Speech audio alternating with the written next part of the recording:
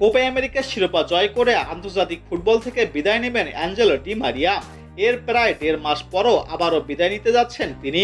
এবার ঘরের মাঠে আর্জেন্টাইন কিংবদন্তিকে বিদায় সংবর্ধনা দেওয়া হবে। আগামী 5 সেপ্টেম্বর বুয়েন্স এয়ার্সের এল মনুমেন্টাল স্টেডিয়ামে বিশ্বকাপ বাছাইয়ের চিলি বিপক্ষে মাঠে নামবে আর্জেন্টিনা।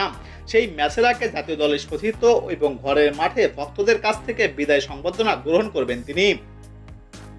আর্জেন্টাইন গণমাধ্যম মুন্দো আলবিসেলেস্তার প্রতিবেদনে বলা হয়েছে, দেশটির সাংবাদিক লিও প্যারাস্টিও জানিয়েছেন নিজ ক্লাব বেনফিকার অনুমোদনের অপেক্ষায় রয়েছেন ডি মারিয়া।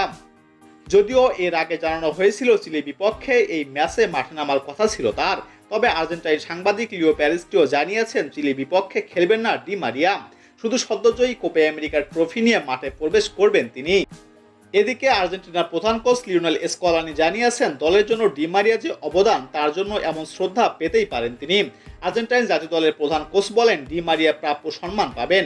তিনি অধ্যবসায়ের একটি উদাহরণ, জিততে না পারলেও চেষ্টা চালিয়ে যাওয়া। তার ক্যারিয়ারটি একটি চলচ্চিত্রের মতো শেষ হয়েছে। তিনি জয়ী হন এবং স্বীকৃতি পান। জাতীয় দলের হয়ে খেলা সেরাদের একজন সে।